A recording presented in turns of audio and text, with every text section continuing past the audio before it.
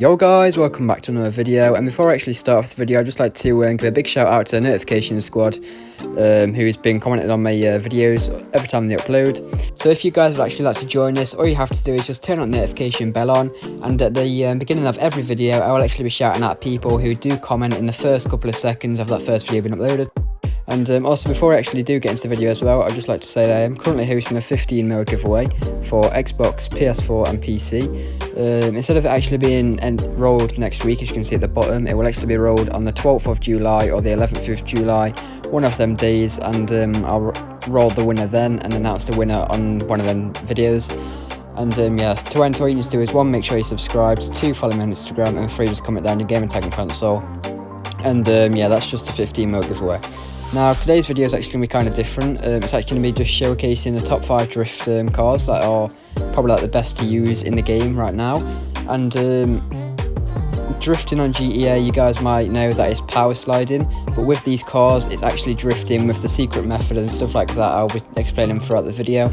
Now, I'm not going to be doing these in any like particular order. I'm just going to be showcasing the cars, what's just the 5 best cars I think's like good for drifting and stuff like that. In the game, so it's not going to be like an order from worst to best, but this is going to be it really. So I hope you guys do enjoy. Don't forget to like and subscribe, and comment down below what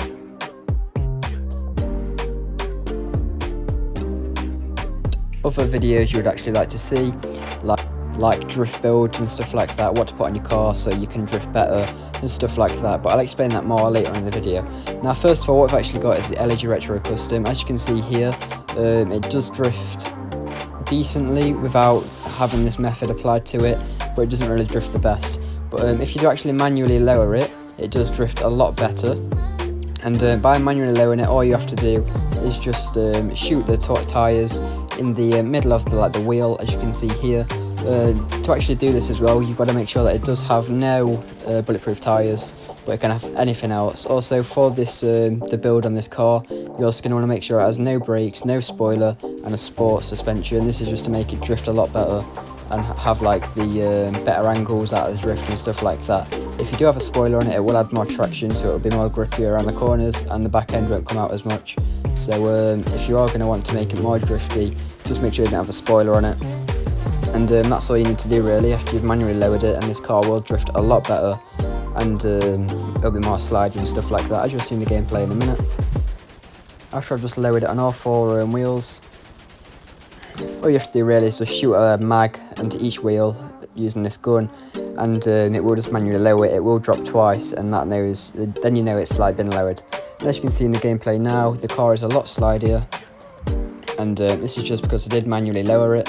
Now, obviously, this course isn't really that good at the top of the map, but you can test this out for yourself, and you can see the difference. Like, it's a big difference, and it's a lot better. As you can see here, you can just see how slidey it is, and the back end is kicking out a lot more than it was doing before it was actually manually lowered. So, personally, I'd recommend, or would say really, that this is probably the best drift car what you can use right now. So if I did put this in order, this would be like the first, and let's say this would be the best car to actually use. Obviously, it does cost a lot more money, but it is worth it if you are wanting to drift around the map, because instead of power sliding, as you can see here, this is actually drifting and stuff like that. Now, next on the list, what we actually do have is the Comodo. You can actually buy this off Legendary Motorsport. It is quite expensive. Now, this car is not actually manually lowered here. I'm not really sure if you can manually lower this. I haven't really tried this out because this one does have bulletproof tyres on, so I've not had the chance to test it out. But as you can see here, this is just like one bought off the website and just upgraded really, and you can see it is quite slidey, and the back end does come out quite a lot. But this would probably be more classed under the power sliding, but you can get some good drifts out of it, as you can see here, and stuff like that. If you obviously did take the spoiler off as well, you'd get less grips, it'd be a lot better. But this would be probably one of the best ones to actually use for drifting as well. And if you are a beginner to drifting on GTA 5, I would highly recommend you use this vehicle, because this one's like super easy to control. You don't really spin out, and you can just control your drifts around the corners and just get used to the game really using this car and stuff like that. Now, the next on the list, what we do have is the Rapid GT. Now, this is probably one of the best drift cars on the game right now. What actually just slides the best without manually lowering the car. As you can see here, the back end just slides around the corners nice and easy, and the smoke actually does come off the tyres. That's how you know it is really drifting, it's not really power sliding, and you can just follow the drift around each corner. So this is like a nice car to use. It's quite cheap as well, and it's really easy to use. You don't really spin out using this car, so if you are a beginner, this car will help you a lot getting used to drifting on GTA 5 and stuff like that. As you can see, it just goes nicely around the corners, like I say, and it's not really expensive, and it just slides nicely. It can also do nice donuts and stuff like that, and it's just easy to keep control of, and it's just like really simple to use, really cheap, and like really reliable. So if you are going to want to start drifting on GTA 5, I would highly recommend you buy this one as well, or just try out this car, because it is like really easy, like I say. And if you are wanting to get used to drifting, this will help you out a lot. And before you actually move on to manually lowering a car, I would recommend you use this car before you go on to that, because them cars are more slidey and stuff like that. Now next on the list, what we actually do have is the Banshee, and this one does also need to be manually lowered. Now I would only recommend you use this car if you're actually used to drifting in the game, because this car does slide a lot, and it's easy to spin and lose control of. So if you are going to want to use this car, I would only recommend it if you are used to drifting in the game and stuff like that, as it is probably one of the hardest cars to control when drifting around a corner and stuff like that. As you'll see in the gameplay here, it does slide quite nicely, but it's just easily, you can overshoot the corners and stuff like that. And the donuts are easy to do in the car and stuff like that as well. I would recommend you use this car for like more gymkhana stunts and stuff like that around the map. If you are going to want to drift, it's probably better off used for them, because you can get the angles better, and obviously you can drift a lot better, and it's more slidey and stuff like that. As you can see around the corners, you can nicely just follow the drift around each corner without the car actually gripping up. And for this, what you want to make sure is you have no spoiler on as well, because like I say, that does add traction to the car. So if you are going to want to get the best out of this car, I'd recommend you don't have any spoiler on it. Make sure you've got no brakes on, and put the suspension onto sport, so that's the third out of the fourth option. But if you want me to make a video on that, I'll go through that more in depth in a different video, if you guys wanted to see this. Now like I say, I would recommend this car if you are used to drifting and you want to have a bit more fun and getting more angles and stuff like that. But anyway, that's the Banshee. Now the last car what I'm actually going to be showcasing on this video is actually the Futo. Now if a lot of you have been playing GTA for a while, you guys will already know that the Futo is like a nice car to drift, and it's like super easy to use.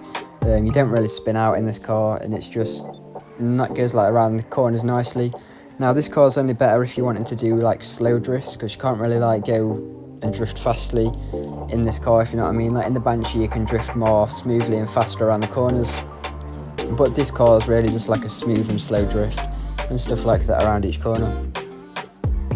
As you can see in the gameplay, it's just a nice little car to get used to drifting in. This is probably for the beginners of GTA 5 who are going to want to try drift. I would recommend you use this car instead of any of the other cars if you've only just started out, because this is probably the easiest car to actually use on GTA without spinning the car. This one doesn't even have to be manually lowered either, but like I say, make sure you don't have a spoiler on it, just so you get less grip, so you can actually drift a bit better, get better angles, and go around the corners smoothly and nicely. As you can see, the donuts are easy to do in this as well, but like I say, it's more of a slow car, so you won't be really doing donuts that fast. But it's just a nice car to do smooth drifts in and stuff like that, and it's just really simple and easy to actually use. But thank you for watching. I hope you guys did enjoy. Don't forget to like and subscribe. Also comment down below if you would like to see more drifting videos. I do have some ideas planned for the future. I've got a mini movie planned, which will be put in series as well, but that's to come in the future.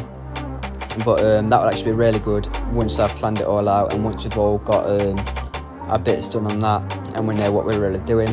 But I'll update that in a different video, just so you guys know when that's coming and stuff like that. But like I say, don't forget to like and subscribe, and don't forget to enter the giveaway and comment down below what you'd like to see in any future videos.